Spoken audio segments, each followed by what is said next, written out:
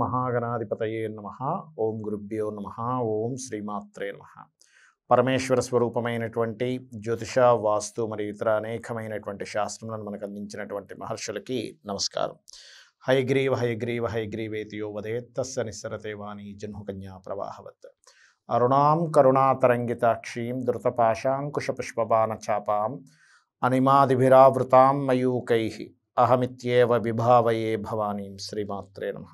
ప్రేక్షకులకి ఆ లలితాంబిక అమ్మవారి యొక్క అనుగ్రహం పరిపూర్ణంగా కలగాలని మనస్ఫూర్తిగా కోరుకుంటూ ఈరోజు మనము 2024 సంవత్సరం ఆంగ్ల నూతన సంవత్సరంలో గ్రహాల యొక్క స్థితి ఎలా ఉండబోతుంది. మనది సర్వసాధారణంగా ఉగాదికి చెప్పుకుంటాం, కాకపోతే చాలామంది ఏంటంటే జనవరి నుంచి కొన్ని ప్లానింగ్స్ చేసుకుంటూ ఉంటారు. ఈ ఇయర్ నేను ఈ ప్లానింగ్ చేసుకోవాలని. దానికోసం ఈ సంవత్సరం అసలు మేజర్ ప్లానెట్స్ ఏవేవి మారుతున్నాయి, ఏవేవి ఎక్కడున్నాయి, దాని ద్వారా మీకు కలిగే ఫలితాలు ఏమిటి, మీరు తీసుకోవాల్సిన జాగ్రత్తలు ఏమిటి, ముఖ్యంగా మీరు చేయవలసినటువంటి దేవతా ఆరాధన ఏమిటి అనేటువంటి విషయాలు తెలుసుకుంటూ, అదేవిధంగా ఖగోళ పరంగా కూడా ఈ గ్రహాల యొక్క స్థితి ఇలా ఉండడం వల్ల ఎటువంటి మార్పులు జరుగుతాయి అనేటువంటి విషయాలు మనం ఇప్పుడు ఒక్కొక్క లగ్నరీత్యా, లగ్నం తెలియని వారు రాశి చూసుకోవచ్చు. రాశి సెకండ్ ఆప్షన్, లగ్నం ఈజ్ ఫస్ట్ ఆప్షన్. ఈ రకంగా ఎలా ఉంటుంది ఏమిటి అనేటువంటిది మనం ఒక్కొక్క విషయం మనం తెలుసుకుందాం. మీన లగ్నము, మీనరాశి.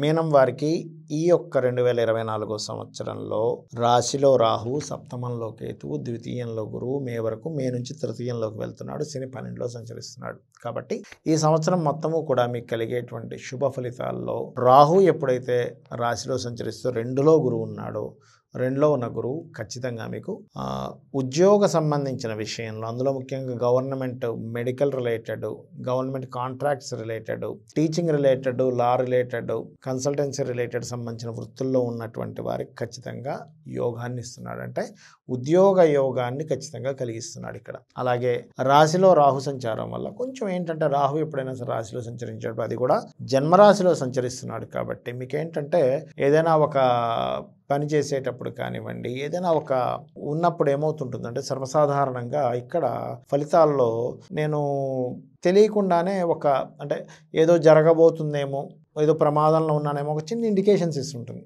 భయపడకండి, ఎందుకంటే రాహు యొక్క ప్రభావమే ఏదో జరగబోతుంది అనేటువంటి ఇమాజినేషన్ని క్రియేట్ చేస్తూ ఉంటుంది.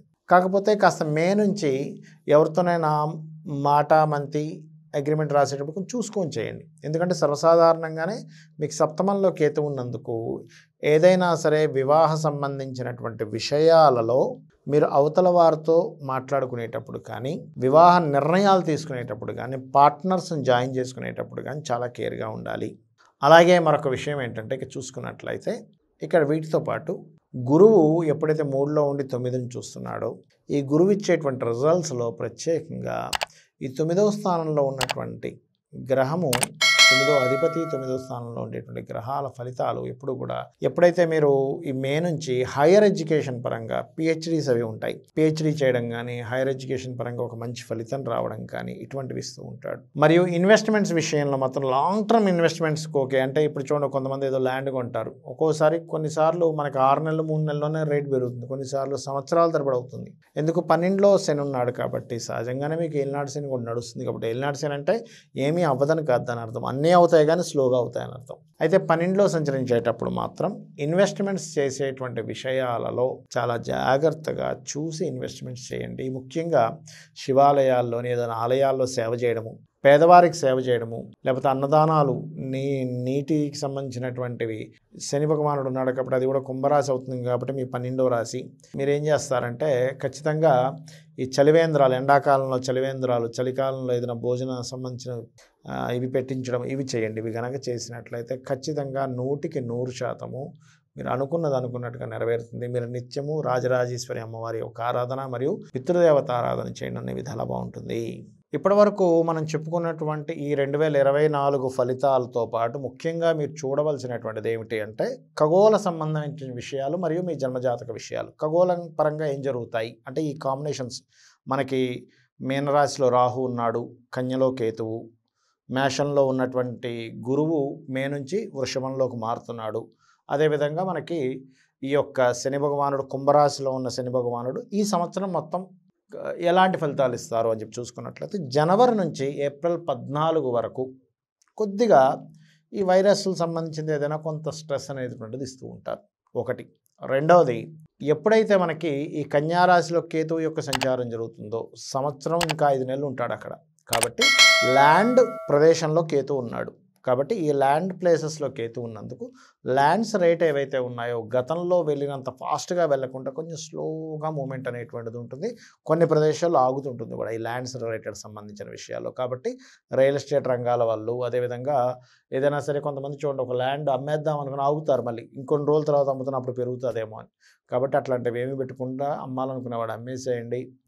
అదేవిధంగా ఎక్కువ ఎక్స్పెక్టేషన్స్ పెట్టుకొని మాత్రం ల్యాండ్ మీదకి 1 సంవత్సరంన్నర వరకు దెక్కండి. ఇది ముఖ్యంగా గుర్తుపెట్టుకోండి. ఇక మరొక విషయం ఏంటంటే, ఇక్కడ ఈ మీన రాశిలో రాహు అనేటువంటిది గురుచండాల యోగం ఏర్పడింది, గుర్తుపెట్టుకోండి. ఈ గురుచండాల యోగం ఎటువంటి డేంజర్ అంటే, ముఖ్యంగా ఈ పాస్టర్స్ కావచ్చు, పౌరహిత్య రంగాల్లో ఉన్నటువంటి వారు కావచ్చు, ఎనీ గైడింగ్ రిలేటెడ్ వృత్తుల్లో ఉండేటువంటి వారు కావచ్చు, లాయర్లు కావచ్చు, జడ్జిలు కావచ్చు, టీచర్లు కావచ్చు, ఎనీ కన్సల్టెన్సీ సెంటర్స్ నడిపేటువంటి వారు కావచ్చు, జాగ్రత్తగా ఉండాలి. అయితే మరి జాగ్రత్త అంటే ఏం చేయాలండి?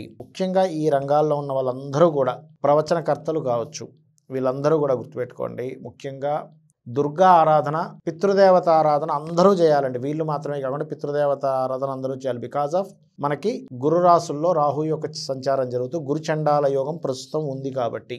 అంటే ఇప్పుడున్న గోచార గ్రహాలు, ఇప్పుడు మనం చెప్పుకున్నది ఏదైతే 2024 ప్రతి లగ్నము రాశిని చెప్పుకున్నది ఏదైతే ఉందో అది గోచార ఫలితాలు. అంటే బయట ఉన్నటువంటి వాతావరణం కావచ్చు, మార్కెట్ కావచ్చు, ట్రాఫిక్ కావచ్చు, వీటికి సంబంధించినటువంటి విషయం ఏదైతే ఉందో ఇట్స్ వెరీ క్లియర్, ఈ గోచార ఫలితాల వల్లే తెలుస్తుంది. దీన్ని బట్టి ఏమిటి, ఇప్పుడు గోచారంలో ఇలా ఉంది కాబట్టి నేను ఈ జాగ్రత్త తీసుకోవాలి, ఈ విషయంలో ఈ స్టెప్ తీసుకోవాలి, ఈ విషయంలో ఈ నిర్ణయాలు తీసుకోవాలని చెప్పేదే గోచార ఫలితాలు. కాబట్టి ఈ యొక్క గోచార ఫలితాలని మరియు మన యొక్క జన్మజాతక ఫలితాలని తెలుసుకుంటూ, కాలం ఎలా ఉంది అని చెప్పి తెలుసుకోవాలి. ముఖ్యంగా గోచారం వల్ల తెలుసుకుంటూ మీరు ఆ యొక్క అమ్మవారి అనుగ్రహాన్ని, ఆ పితృదేవతల అనుగ్రహాన్ని, ఎందుకంటే మరీ చెప్తున్నాను, ఇప్పుడున్న కండిషన్లో పితృదేవతలకు ఎక్కువగా చేసుకోవాలి ఈ సంవత్సరం ప్రత్యేకంగా. చేసుకుంటూ మీరు ముందుకు వెళ్తారని చెప్పి కోరుకుంటూ, మీ యొక్క జీవితాన్ని సక్సెస్ఫుల్ అవ్వాలని మనస్ఫూర్తిగా కోరుకుంటూ, శ్రీమాత్రే నమః.